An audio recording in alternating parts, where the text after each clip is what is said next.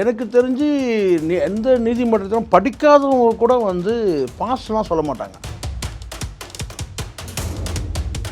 அதாவது விஷால் வந்து ஒரு சீட்டிங் பர்சனாக இருப்பாரோ அப்படின்ற ஒரு சந்தேகம் இருக்குது. இதை நான் சொல்கிறேன்னா, அவங்கெல்லாம் அப்படி சொல்கிறது தான். அப்புறம் வெளிநாட்டில் போயிட்டு பொண்ணு பின்னாடி சுத்தத்துக்கு மட்டும் இருக்குது. அப்போனா விஷால்ன்றவர் வந்து பார்த்தீங்கன்னா சினிமா வட்டாரத்திலும் ஒரு பேர் இருக்குது. என்னன்னு கேட்டிங்கன்னா வந்து வாங்கின கடனை கொடுக்காதவர். ஒரு கேள்வி கேட்டால் பாஸ்லாம் சொல்லக்கூடாது. இது என்ன, இது இன்டர்வியூ? அது விஜயெல்லாம் வந்து பார்த்தீங்கன்னா இவங்க சேர்க்குற ஐடியாவே இல்லை. முதல் சேர்க்கக்கூடாதுன்னு நான் சொல்லுவேன். வெள்ளை பேப்பரில் கையெழுத்து போடுறேன்னு சொன்னால் பணம் வருதுன்னா நீங்கள் என்ன வேணால் பண்ணுவியா? நீ வெள்ளை பேப்பரில் கையெழுத்து போட்டால் போட்டுருவியா நீ? நான் கேட்குறேன்.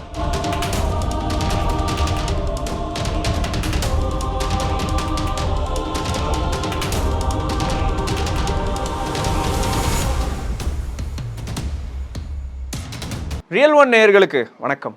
இன்றைய சிறப்பு நேர்காணலில் நம்முடன் இணைந்திருப்பவர் மூத்த பத்திரிகையாளர் திரு ஷேகுவார் அவர்கள். வணக்கம் சார். வணக்கம்.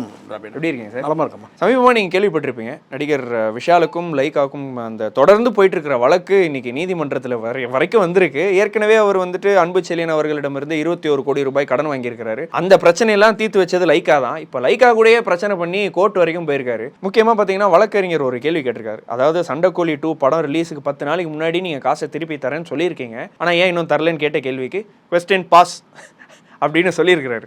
ஸோ இந்த விஷயத்தெல்லாம் நீங்கள் எப்படி பார்க்குறீங்க? விஷாலோடைய மனநிலை எப்படி இருக்குது? நான் பார்த்தேன், நானும் படித்தேன். எனக்கு தெரிஞ்சு எந்த நீதிமன்றத்திலும் படிக்காதவங்க கூட வந்து பாஸ்லாம் சொல்ல மாட்டாங்க. நம்ம அதை பற்றி அப்புறம் பேசுவோம். முதல்ல இந்த கடன் பிரச்சனைக்கு வருவோம். கடன் வாங்கிறது இயல்பு சார். ஒரு தொழிலில் இருக்கிறீங்க, ஒரு பண நெருக்கடி வருதுன்னா அது கடன் வாங்கிறது வந்து இல்லை. சில வந்து பார்த்திங்கன்னா வந்து ஒரு எத்திக்ஸ் எல்லாம் மீறி கூட வந்து கூடுதல் வட்டி, மீட்டர் வட்டி, அந்த வட்டி இதெல்லாம் கூட வாங்குறாங்க. ஏன்னா அவங்களுடைய பிரச்சனையை தீர்க்கணும். ஒரு பணம் ஒரு நெருக்கடியான ஒரு சூழல் எல்லாத்தையும் வந்து பார்த்தோன்னா வந்து பணம் வந்து ஒரு கட்டத்தில் நம்மளை வந்து பார்த்தோன்னா முடக்கிடுது. வியாபார ரீதியில் நம்ம வந்து கடன் வரக்கூடிய சூழல் இருக்குது. இதுமாதிரி பல மருத்துவத்துக்கு கூட நம்ம கடன் வாங்குகிறோம். சராசரி மனுஷன் எல்லாம் ரைட். குறைஞ்சபட்சம் வந்து கேட்டால் நீங்கள் வந்து ஒரு மனசாட்சியோட ஒரு நாணயமாக நடந்துக்கணுன்றது தானே. இப்போது 2 விஷயம் இருக்குது. ஒன்று, நீங்கள் வந்து என்ன சொன்னால் வந்து டிஃபால்ட்னா அந்த குறிப்பிட்ட அந்த டேட்டுக்குள்ளே உங்களை செலுத்த முடியாமல் தள்ளி போகிறதுன்னு ஒன்று இருக்குது. அது வந்து மோசடியில் வராது. இப்போ பண்ண முடியலங்க, நான் அப்புறம் 1 மாதம் கழிச்சு பண்ணுறேன், நான் 2 மாதம் கழிச்சு பண்ணுறேன், தள்ளி போகிறதுன்னு ஒன்று இருக்குது. சீட்டிங்னு ஒன்று இருக்குது. அதாவது ஏமாற்றணும்னு முடிவு பண்ணுறதுன்றது வந்து பார்த்தீங்கன்னா தனக்கு வருவாய் இருந்தால் கூட அதை வந்து கொடுக்காமல் ஏமாத்துறதுன்றது. இதில் வந்து எனக்கு தெரிஞ்சு 2வது கேட்டகரியில் வந்துடுறாரோ இவர் அப்படின்றது தான் எனக்கு ஒரு சந்தேகமாக இருக்குது. சந்தேகம் தான் சொல்கிறேன். அதாவது விஷால் வந்து ஒரு சீட்டிங் பர்சனாக இருப்பாரோ அப்படின்ற ஒரு சந்தேகம் இருக்குது. இதை நான் சொல்கிறேன்னா, ஒரு அன்பு செழியன்றவரும் உங்களுக்கு நல்லா தெரியும். சினிமா உலகத்தில் வந்து ஃபினான்ஷியரு, எப்படிப்பட்ட ஃபினான்ஷியர்ன்றதை வந்து நான் சொல்ல தேவையில்ல. சினிமா வட்டாரத்திலே வந்து எல்லாருக்கும் பரவலாக தெரியும். பலர் நெருக்கடிகளால் இருக்கிறாங்க. ஒரு சில வருடங்களுக்கு முன்னாடி சசிகுமாருடைய அவங்க ரிலேஷன் கூட வந்து அசோக் குமார் ஒரு தம்பி கூட இறந்தார். அந்த இறப்பில் வந்து பார்த்தீங்கன்னா பரவலாக வந்து அன்பு செழியன் அந்த ஃபினான்சியருடைய அந்த அவருடைய பேச்சுக்கள் அடிப்படை யாரோ ப்ரெஷரால் தான் அப்படின்னு ஒரு தகவல் பரவலாக அப்படி இருந்ததெல்லாம் நம்ம பார்த்தோம். கடந்த காலத்தில் ஜி வெங்கடேஸ்வரனுடைய அவருடைய மரணம் இதெல்லாம் வந்து குறிப்பிட்டு வந்து பார்த்தீங்கன்னா ஃபினான்ஸ் அங்கே உள்ள அவங்களுக்கும் என்ன பாண்டிங்கிறது நமக்கு தெரியாது. ஆனால் ஒரு வலிமையான ஒரு ஃபைனான்சியர் அப்படின்றது மட்டும் தெரியும்.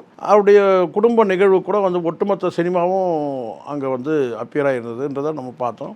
ஒரு வலுவான இடத்துல இருக்கிற ஒரு அன்பு செழியன்.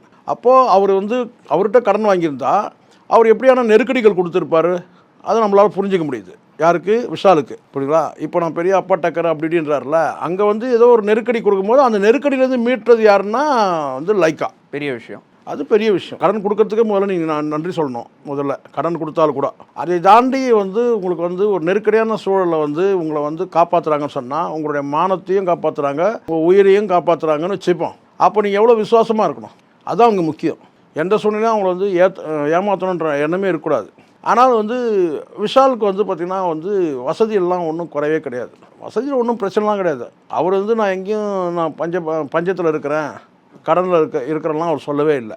ஆனால் கார் இல்லை, சைக்கிளில் தான் வரேன் சொல்லுவாங்க சார். இவங்கெல்லாம் அப்படி சொல்கிறது தான். அப்புறம் வெளிநாட்டில் போயிட்டு பொண்ணு பின்னாடி சுத்தத்துக்கு மட்டும் இருக்கு. அப்போனா அப்புறம் ஒரு படம் ஆடியோ லான்ச்சில் கூட என் கையில் ₹1 கூட இல்லை, இந்த படம் எடுத்தேன்லாம் சொன்னார். வந்து சொல்கிறது தான் சார். அப்போ ஃபிலிம் ஃபேக்ட்ரின்றது யாருது? விஷால் ஃபிலிம் ஃபேக்ட்ரின்றது யாருது? யார்? விஷால் தான். பின்ன அதெல்லாம் சும்மா அப்படி தான் சொல்லுவானுங்க. நான் என்ன சொல்கிறேன், நீ கடன் வாங்கிட்டேன் அங்கே கொடுக்க முடியல, அது இன்னொருத்தர் வந்து அண்டர்டேக் பண்ணிக்கிறாங்க அந்த கடனை. அப்போ நீங்கள் என்ன செய்யணும், நாணயமாக நடந்துக்கணும்ல. உங்ககிட்ட என்ன கேட்டுற போகிறாங்க, படத்தில் நடிச்சு கொடுன்னு கேட்க போகிறாங்க, அவ்வளோதானே. நீ ஒன்றும் பணமாக நீ ரொக்கமாக திருப்பி தர போகிறதில்ல, படத்தில் நடிச்சு கொடுக்கணும், அவ்வளோதான். நீ அதெல்லாம் நடிக்காமல் இவனுக்கு என்ன பண்ணுறானுங்கன்னா, தனுஷாக இருக்கட்டும் விஷாலாக இருக்கட்டும், அட்வான்ஸாக வாங்கிடுறானுங்க. கிட்டத்தட்ட இது அட்வான்ஸ் தான் வச்சுக்கலாம். ஒரு அடுத்த படத்துக்கு அட்வான்ஸ் மாதிரி கொடுத்து கடன்லேருந்து இவரை மீட்டுறாங்க. இவன் கெஞ்சி காலில் ஊந்திருப்பான், அன்பு என்ன வந்து என்ன துரத்துறாரு அப்படின்னு கூட சொல்லியிருப்பான். உடனே அதை வந்து அவங்க மீட்டு இதான் நடந்திருக்கும். வேற என்ன, இதை தாண்டி என்ன நடக்க போகுது? சரிங்க, நீங்கள் படத்தில் அடுத்த படத்தை நீங்கள் நடிச்சு கொடுங்க, நீ அதை அண்டர்டேக் பண்ணிக்கிறேன். ஏன்னா இப்போ அந்த சண்டை கோழின்ற படம்லாம் இப்போ நல்லா ஓடிட்டு இருந்துச்சுல்ல, இவன் படம்லாம் இப்போ தானே ஊற்றிக்கிட்டு இருக்குது. அடுத்த படம் இப்போ வந்து படம்லாம் அடுத்த படம்லாம் வந்து விஷால் நடிச்சா ஊற்றிக்கும் அந்த படம், எந்த படமாக இருந்தாலும். இவனுங்க பப்ளிக்கில் நேமை டேமேஜ் பண்ணிக்கிறாங்களா, அது மெயின் காரணம். இப்போ மக்கள் வந்து பார்த்தீங்கன்னா பப்ளிக் நேமோட சேர்த்து படத்தை பார்க்குறாங்க, அந்த ஸ்டைலுக்கு வந்துட்டாங்க. இப்போ எது பப்ளிக்கில் இவன் நேம் எப்படின்றத பார்த்து அதுக்கப்புறம் இவனுடைய படத்தையும் பார்க்குறாங்க. அந்த ஒரு மைண்ட் செட்டுக்கு மக்கள் வந்துட்டாங்க. அதுதான் இப்போ பெரிய டிஸ்அட்வான்டேஜ் உங்களுக்கு எல்லாருக்குமே. அதாவது இவர் ஒரு ஹீரோனா இவர் நிஜ வாழ்க்கையில் எப்படி இருக்கிறாருன்றதையும் பார்த்து இப்போ படத்தை வந்து பார்க்குற அளவுக்கு வந்துட்டாங்க மக்கள். அப்போ விஷால்ன்றவர் யாருன்னா, விஷால்ன்றவர் வந்து பார்த்தீங்கன்னா சினிமா வட்டாரத்திலும் ஒரு பேர் இருக்குது. என்னன்னு கேட்டிங்கன்னா வந்து வாங்கின கடனை கொடுக்காதவர் அப்படின்னால ஒரு பேர் இருக்குது சினிமா வட்டாரத்தில். நான் சொல்கிறேன், இப்போ தயாரிப்பாளர்லாம் வந்து மற்றவங்களுக்கு யாருக்கும் வந்து ரெட் கார்டு கொடுக்கலல்ல, இவங்களுக்கு தானே கொடுத்துருக்கு. விஷாலுக்கு கொடுத்துருக்கு, தனுஷ் கொடுத்துருக்கு. அப்போ இவங்க என்னன்னா அட்வான்ஸ் வாங்கிட்டு வாங்கின கடனை கொடுக்கல. இது கடன் தானே, அட்வான்ஸ் வாங்கினாலும் கடன் தானே சார், அது கடன் மாதிரி தானே. அப்போ வந்து என்னென்னா அடுத்த கட்டமாக வந்து இவங்களை என்ன செய்யணும்னா நீதிமன்றத்துக்கு போகிறாங்க. நீதிமன்றத்தில் இதுதான் இங்கே முக்கியமானது. நீதிமன்றத்தில் ஒரு கேள்வி கேட்டால் ஆமாம்னு சொல்லணும், இல்லைன்னு சொல்லணும். இவங்கெல்லாம் படம் வேறு எடுக்கிறானுங்க, சொந்த படம் வேறு, நீதிமன்ற காட்சியெல்லாம் வைக்கிறானுங்க. அந்த படத்தில் ஒரு கேள்வி கேட்டால் பாஸ்லாம் சொல்லக்கூடாது. இது என்ன, இது இன்டர்வியூ அது பாஸ்ன்னு சொல்கிறதுக்கு? பத்திரிகையாளர்கள்லாம் வந்து ப்ரெஸ் பீப்புளெலாம் வந்து நின்று கேட்குற கேள்வியாது. இது பாஸுனாராம். இது என்ன பாஸு, என்ன பாஸு, கொஸ்டின் பாஸ், என்ன ஒரு விவசாயம் வேணும்ல. இதில் வேறு இவங்கெல்லாம் வந்து இதில் வேறு இவர் அரசியல் கட்சி தொடங்கி அது கடவுள்லாம் நீங்கள் வேண்டிங்க, நான் அரசியல் கட்சி தொடங்கக்கூடாது. ஏன் இவர் தொடங்கினா அடுத்து சிஎம் ஆகிடுவார், பிஎம் ஆகிடுவார். அதனால சொன்னேன் அரசியல் கட்சியெலாம் நான் தொடங்கணும்னு, நான் அரசியல் கட்சி தொடங்கக்கூடாதுன்னு நீ கடவுளை வேண்டிங்க. நாங்கள் ஏன்டா கடவுளை வேணும், அரசியல் கட்சி தொடங்கணும், நீங்கள் தான் கடவுளை வேணும். சமீபத்தில் கூட சொல்லியிருந்தாரு, ஒரு கேள்வி அவர்கிட்ட கேட்டிருந்தாங்க, விஜய் அவர் கட்சியில் நீங்கள் சேர்ந்துருப்பீங்களா அப்படின்னு. அது விஜய் ஆரம்பிக்கட்டும், ஆரம்பித்தா தானே தெரியும், விஜய் இன்னும் ஆரம்பிக்கவே இல்லை அப்படின்னு சொல்லி. கட்சி ஆரம்பித்து கிட்டத்தட்ட ஒரு 7 மாதத்துக்கு மேலே, 4 மாதங்கள் மேலே ஆகுது. எந்த அளவுக்கு ஒரு அறிவு கட்டம் உண்டுன்னு தெரியுதா பார்த்தீங்களா அவனுக்கு? அதாவது ஒரு சினிமாவில் மட்டும், அதாவது ஒட்டுமொத்தமாக அவனுக்கு நாலேஜே இல்லைன்னு தெரியல. எப்போ பார்த்தாலும் வந்து பார்த்தீங்கன்னா மயக்கத்திலே இருப்பான் பொழுது, ஏதாவது ஒரு மயக்கத்தில் இருப்பான் போல இருக்குது. நாட்டில் என்ன நடக்குதுன்னே தெரில. கட்சி ஆரம்பித்து அடுத்தடுத்த நகர்வில் வந்து அவருடைய 2 தேர்தலையும் அவர் வந்து போட்டியிடலன்றது அறிவிச்சிருக்கிறாரு. கட்சியில் சில அறிக்கைகள் வெளியே வந்திருக்கு. அடுத்த கட்டமாக வந்து பார்த்தீங்கன்னா ஒரு மாநாட்டு வேலைகள் நடந்துகிட்ருக்கு, எவ்வளோ இருக்குது. அதுக்கப்புறம் 2 நிகழ்ச்சி நடந்துருக்காரு. அரசியல் இன்னும் வரட்டும்னா இன்னும் என்ன வரணும் உனக்கு? நான் முதல்ல ஃபஸ்ட்டு நீங்கள் உன்னை யார் முதல்ல அங்கே சேர்க்கணும்? விஜய்லாம் அரசியல் கட்சியில் தான் நான் என்னுடைய இது வரைக்கும் எந்த வேண்டுகோளும் நான் வைக்கவே இல்லை. தாவேக்காவுக்கு இது வரைக்கும் என் சார்பில் எனக்கு வந்து நான் எந்த வேண்டுகோளும் ரெக்வஸ்ட்டும் நான் வைக்கவே இல்லை. ஒரே ஒரு ரெக்வஸ்ட், நான் முதல் ரெக்வஸ்ட் வைக்கணும்னா இவனை கட்சியில் சேர்க்கக்கூடாதுன்னு. இவனை யார் வந்து அங்கே கூப்பிட்றாங்க வந்து இவரை வந்து பார்த்தீங்கன்னா அவர் அரசியல் கட்சி ஆரம்பிக்கட்டும், அதுக்கப்புறம் நீ சேர்ந்தால் தான் அங்கே இருக்கிறவன் பிச்சுன்னு ஓடிடும். ஏற்கனவே அங்கே வந்து சார் ஒரே ஒரு சின்ன விஷயம் சொல்கிறேன் இந்த இடத்துல நான் சொல்லி ஆகணும். இது என்னன்னா, எல்லா அரசியல் கட்சிகளும் ஒரு இடத்த தேர்வு செஞ்சு அந்த இடத்த தேர்வு செய்யும் போது இவ்வளோ பெரிய இடமா இருக்குது, இங்கே வந்து நம்மளுடைய மக்கள் வந்தாங்கன்னா இது வந்து பெரிய இடமா இருக்குது. அப்போ வந்து பார்த்தீங்கன்னா வந்து அரங்கம் காலியாக இருக்க போது, அதாவது திடல் வந்து காலியாக வெறிச்சோடி போச்சுன்னா அதை ஃபோட்டோ எடுத்து போடுவாங்கன்னு சொல்லிட்டு கவலைப்படக்கூடிய அரசியல் கட்சிகள் மத்தியில் இந்த கிரவுண்டு போதுமா, கொல்லுமா, அவ்வளோ மக்கள் வராங்களே, பத்தாமல் போயிட்டா என்ன பண்ணுறது, சட்டம் ஒழுங்கு பிரச்சனை வந்துடுமா? ஏன்னா ஒரு 10 லட்சம் பேர் கொள்ளக்கூடிய அளவுக்கு இங்கே வந்து திடல் இல்லை, கிரவுண்டு இல்லை. அந்த கவலையில் அவங்க இருக்கிறாங்க. இந்த கவலையில் வந்து பார்த்தீங்கன்னா இவர் வந்து விஷால், அவர் ஒரு கட்சி, அவர் வந்து அவர் ஒரு நடிகர், அவருக்கு வந்து அவருடைய கூட்டம் அப்படியே வச்சிருக்கிறார் கூட்டம். இது அப்படியே இவர் வந்து விஜய் கிட்ட போய் சேர்ந்துப்படுறார். விஜயெல்லாம் வந்து பார்த்தீங்கன்னா இவங்க சேர்க்குற ஐடியாவே இல்லை. முதல் சேர்க்கக்கூடாதுன்னு நான் சொல்லுவேன். ஒரு வேண்டுகோள்னா முதல் வேண்டுகோள் இவனெல்லாம் சேர்க்கவே கூடாதுன்றான். நீ ஏன் இங்கே உன் பொழப்பே காரி முடிஞ்ச பொழப்பாக இருக்குது. நீ வந்து ஒரு பக்கம் நடிகர் சங்கம் ஆரம்பித்த, நீ கட்டடம் கட்டினியா இல்லைன்னு தெரில, அங்கே ஒரு பிரச்சனை நிற்குது. இன்னொரு பக்கம் நடிகர் சங்கத்துக்கு போனால் அங்கே இவ்வளோ அமௌண்ட்டு கையாடல் பண்ணிட்டேன்னு சொல்லி இருக்கு. அதுக்கும் உன்னால் பதில் இல்லை, அதுக்கும் பாஸ் தான் இன்றைக்கி வரைக்கும். அதுக்கும் பதில் இல்லை. இதை தாண்டி வந்து பார்த்தீங்கன்னா நீ என்ன சொன்ன, நடிகர் சங்கத்தில் நான் வந்து நான் ஜெயிச்சு, அதாவது வின் பண்ண உடனே என்ன சொல்லிட்டேன், இங்கே யாரெல்லாம் ஊழல் பண்ணாலும், யார் ராதா ரவி, சரத்குமார், இவங்கெல்லாம் ஊழல் பண்ணால் இவங்களெல்லாம் நான் வந்து ஜெயிலுக்கு அனுப்புவேன். இப்போ நீ ஜெயிலுக்கு போயிடுவ போல இருக்குது, உன் நிலமை இங்கே அப்படி இருக்குது. கேட்டால் பாஸுன்ற ஒரு கேள்வி கேட்டா அறிவு கட்ட முண்டம் போய் ஒரு கேள்வி கேட்குறாங்கன்னா நீங்கள் வந்து ஏதோ சினிமாவா இதுலேருந்து தெரியுதுங்களா?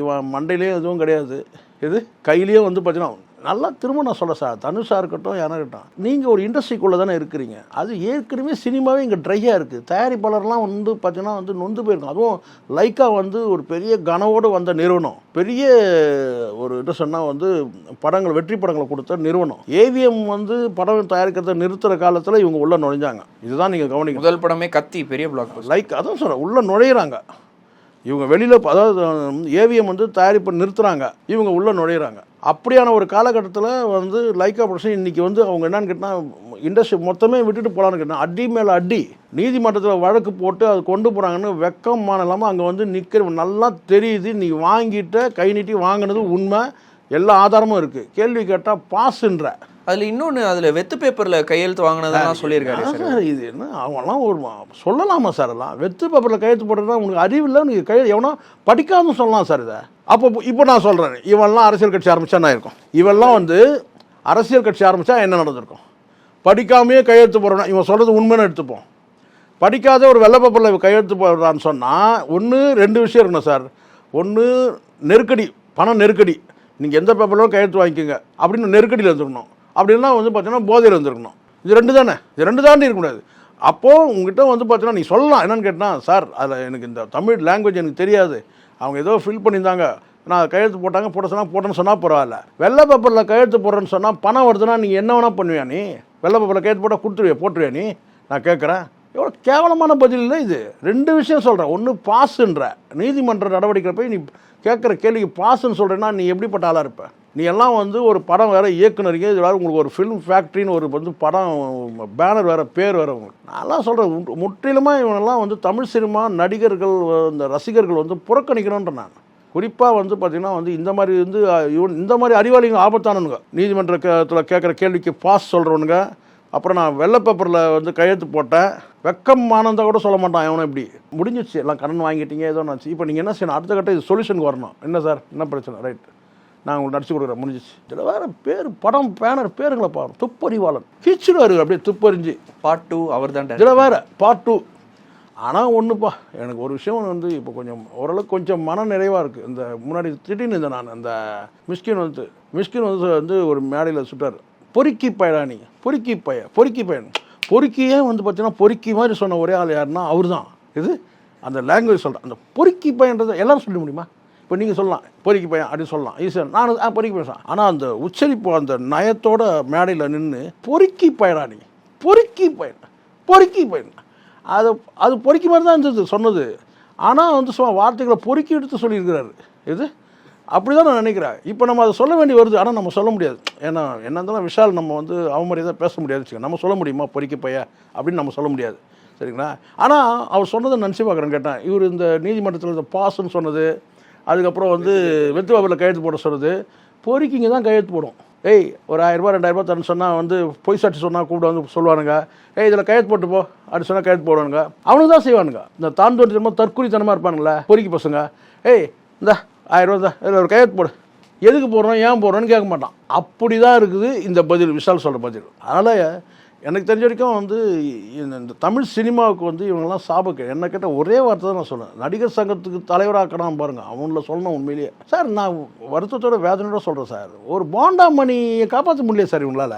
நான் மீண்டும் சொல்கிறேன், ஒரு வெங்கல் ராவ் வந்து பார்த்தீங்கன்னா வந்து ஒரு படத்துக்கு என்ன சார் ஒரு 200 ஒரு 500 கொடுப்பாங்களா சார் படத்துக்கு? ஆமாம், ஒரு 500 கொடுப்பாங்க, காப்பாற்ற முடியல சார் இவங்களால்.